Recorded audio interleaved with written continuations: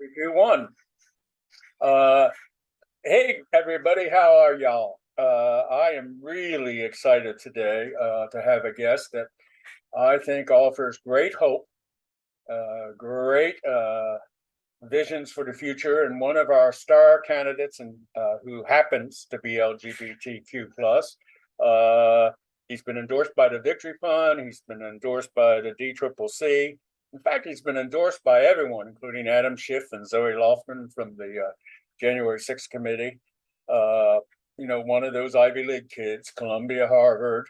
But what is most interesting about this man and the talents that he will bring and the intellectual ability around this issue is Will has been a federal prosecutor who has specialized in terrorism cases, including some of the cases, if I'm right, Will, on January 6th. So we're interested to hear some more about that. But Will is one of those seats in California. I'll let him describe that because I'll just get it wrong. You all know me. That we can actually pick up. It's not a seat we're protecting. It is one of probably the top 5 seats we can pick up. And we need to support him because he will distinguish himself and make us so fucking proud. That's just the way it is. Will, how are you?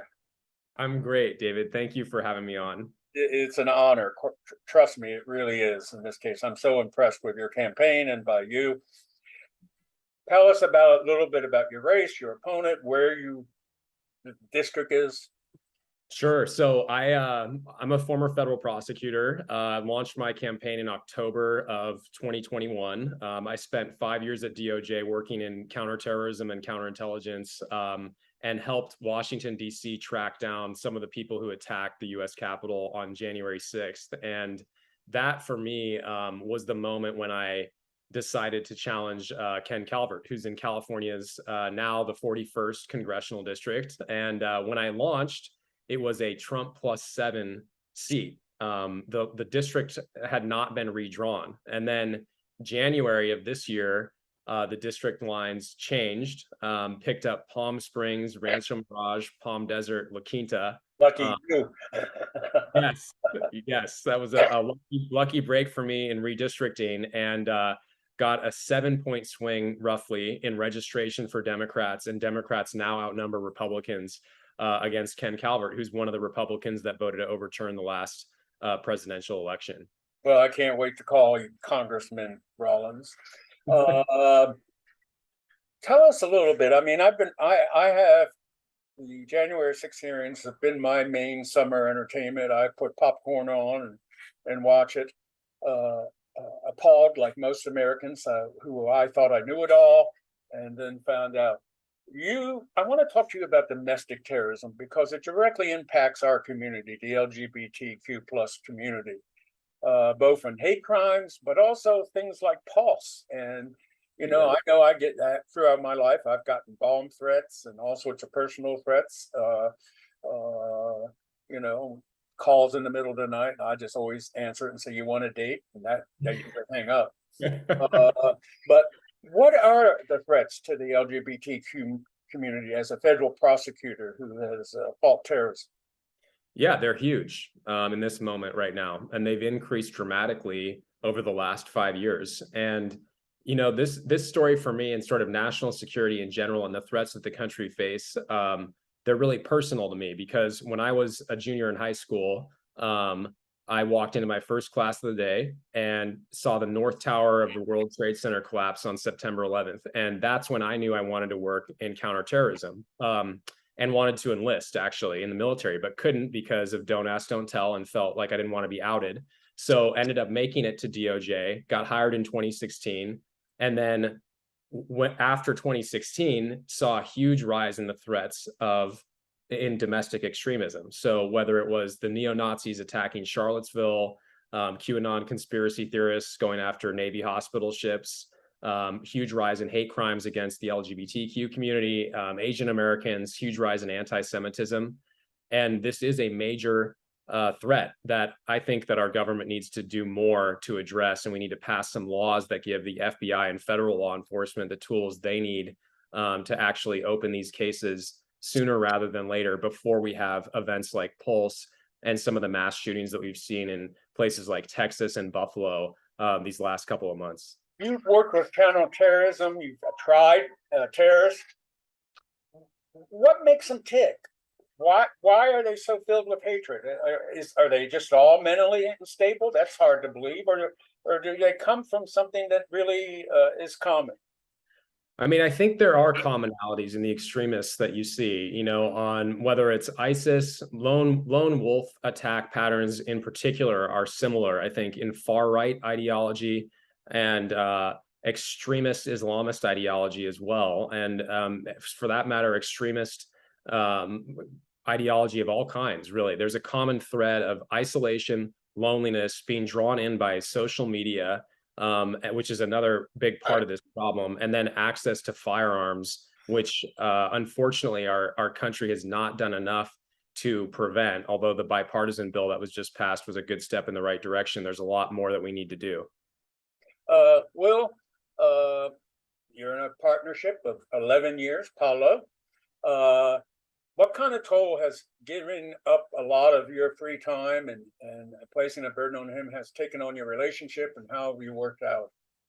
Well, I wish we could dial him in for this, because he would give you a much more candid answer than I can give you. I always joke that call me. I will. I don't want to tank my campaign too quickly, but you know, he's been great. You know, the sacrifice that he made, I always joke, you know, I always thank him at events for being my only source of income for the next year, because but the truth is that's what we decided to do as a partnership, you know, and running and being a good candidate and being dedicated full time to defeating some of these people who are undermining the rule of law and our democracy is a cause that he absolutely believes in just as wholeheartedly as I do. And you know, the added benefit, I think, for us as an LGBT couple is to be running against somebody who has had a 30-year career of undermining gay Americans and our rights and our equality, which started with Ken Calvert outing Congressman Mark Takano in a campaign in the 90s with homophobic flyers that he sent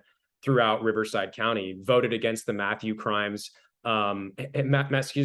Shepard hate crimes legislation.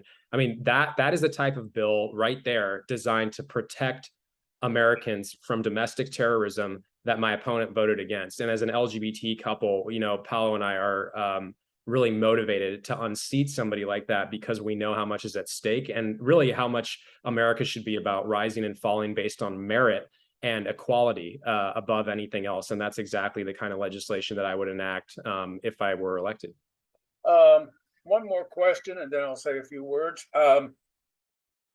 You were in the Department of Justice, DOJ, as you call it. For some of us, you know, all these initials confuse us a little bit.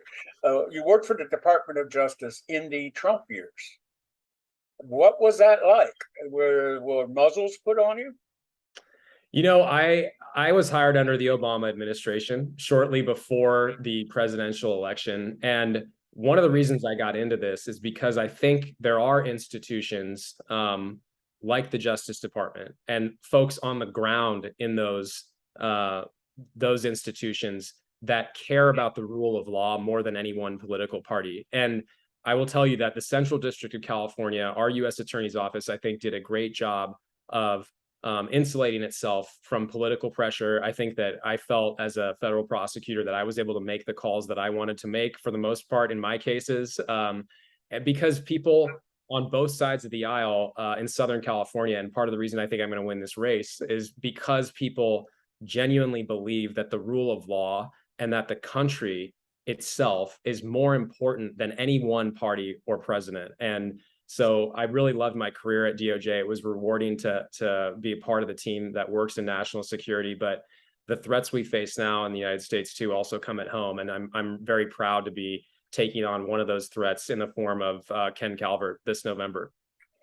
Well, I want to say a word to the listeners of this blog. You'll probably blush, but that's okay. I like making men do that. We're crazy if we let this gentleman not be elected to Congress. I can see him on the floor. He is a star. He is an intellectual. He is a fighter who was willing to take on this guy, even when it was a Trump district. He didn't wait to see that it was safe. And I've seen too many people wait. As far as I'm concerned, he's one of the bright, young candidate who will be, as a congressman, one of the best we've seen, and has a bright future ahead of him. I want you all to go down to the link down below in the description and contribute to this campaign. And he's going to send me the names of the contributors. And those of you who haven't contributed to make this man in the Congress, well, you know what will happen. He's extraordinary and one of my favorite races this year. So please contribute, please support him. And to my brothers and sisters in Palm Springs, get off your lazy ass, start doing some precinct work. I know it's hot. Throw fundraisers for him. There's no dollar amount too big or too low. If you can only get $5, get $5. But if you can give a lot more, give a lot more. He's been endorsed by everyone you can think of. We are fortunate and blessed to have this kind of talent in our community, and we must support it. Will, now that I've embarrassed you totally, I cannot thank you enough. You are a special, special person.